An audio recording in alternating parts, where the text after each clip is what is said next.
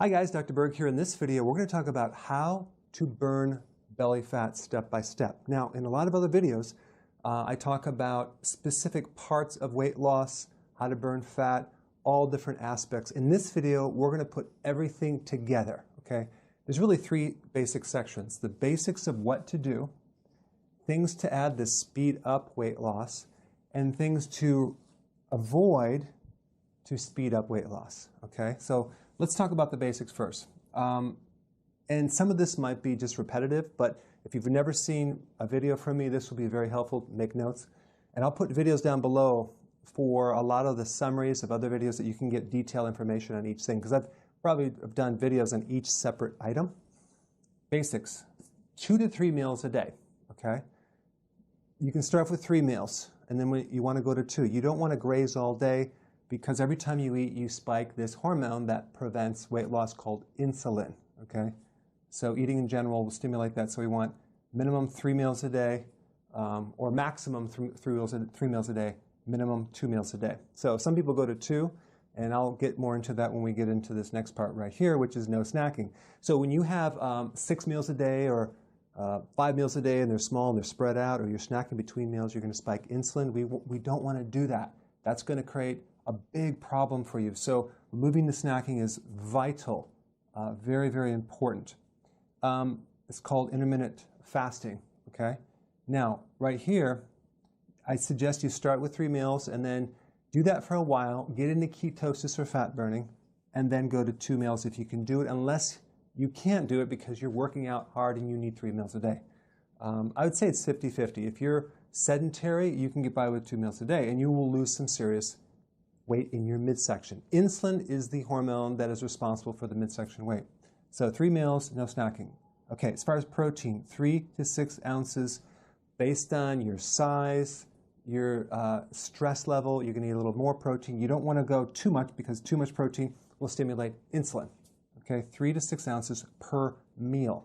Now, if you're not hungry for protein, let's say for dinner, then don't eat it. So, but this is kind of an average. Now, next one, 7 cups of veggies. Why? Because we need to flush out all this fat that's going to be coming out through your liver. All the fat through the body has to go through the liver, and if you don't consume enough vegetables, you can end up with a fatty liver. Plus, vegetables give us the potassium we need. We need about 4,700 milligrams. That's a lot. So that's about 7 to 10 cups. Very few people do that, but you want to consume the vegetable first and have a huge salad and then a small amount of protein. Now, next one is no sugar. This is a given because sugar increases insulin, and also I'm talking about the hidden sugars, the breads, pasta, cereal, crackers, biscuits, waffles, pancakes, muffins, alcohol, okay? So we want to cut the sugar and refined carbs out. Next one, healthy fats. This is essential because when you consume fat at the end of the meal, that allows you to go to the next meal without being so hungry and craving and starving that your blood sugars crash. So this basically allows you to do 3 meals or 2 meals without being hungry, thereby not increasing insulin. Fat is one of the only things that does not increase insulin. It's neutral, so this is safe. If you're worried about calories, I put some links down below. Okay, these are the basics. Now, if we want to speed things up, we can add some MCTs to the diet. That's like in coconut oil, medium chain triglycerides. That will increase fat burning. Next one is potassium. Why? Because at the heart of weight loss, we want to avoid insulin. And so most people that can't lose weight have too much insulin. They have insulin resistance, so we want to fix that. Potassium is one of the ways to do that. You can consume all these vegetables or even take it in some supplement, potassium citrate, to actually heal the aberration or dysfunction of insulin. Next thing is apple cider vinegar. Why? Because the acid in apple cider vinegar, called acetic acid, does improve the output of insulin. It reduces insulin. It improves insulin resistance. It lowers your blood sugars. So it's very good for diabetics. And take this 1 in the morning, 1 teaspoon with a glass of water, and 1 before bed, or with your dinner if you have digestive issues. Very important. Chromium. Again, you can find a supplement with chromium to help your blood sugars. Chromium is a mineral that actually has been proven to help insulin. Again, keep it in check. B vitamins, another key thing, especially vitamin B1, for regulating insulin control and improving insulin resistance. Nutritional yeast is your go-to. Okay, next one is high-intensity interval training. If you add high-intensity full-body resistance training, you're going to spike growth hormone and you're going to speed up weight loss. The key is short bursts of high intensity, lots of rest. Okay. Again, I'll put some videos down below to get specifics on that, but this is the icing on the cake. Okay.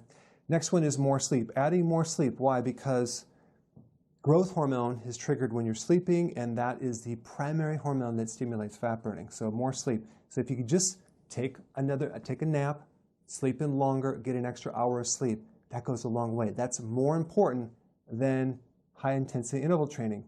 Sleep is the key, okay?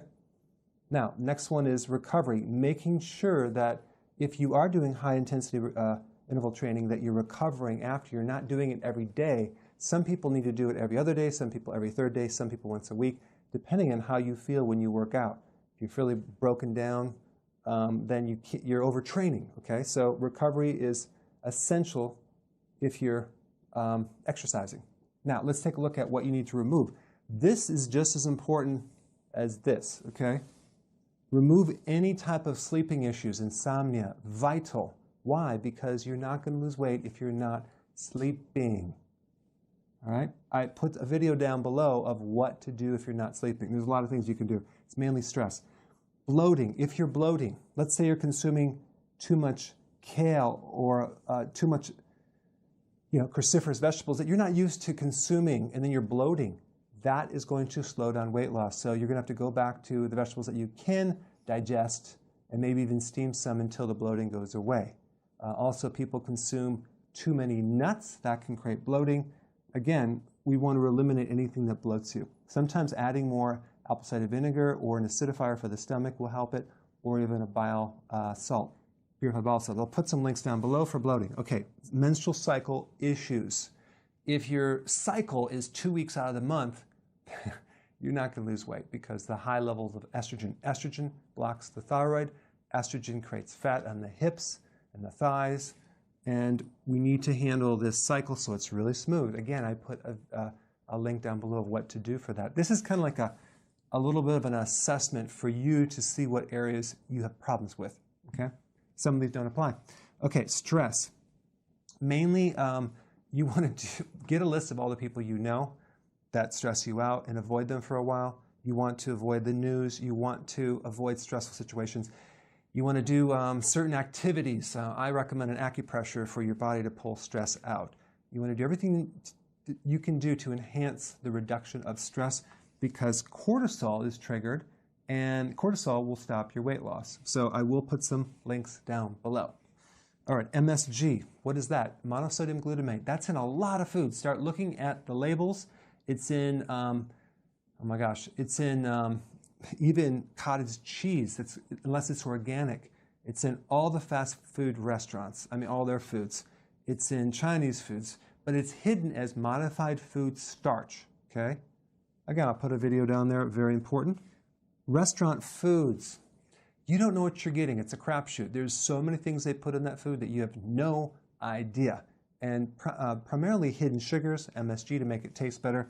But inevitably, people go out to dinner way too much, and that is what's keeping them from losing weight. Not to mention, what do they bring you? They bring you bread, they bring you dessert, they bring you alcohol. Okay, so it's really difficult to do this when you're going to restaurants. Next one is avoid overtraining. If you're at a boot camp or you're working out too hard and you're not recovering and you're not sleeping, you're not going to lose weight. You're going to lose muscle mass.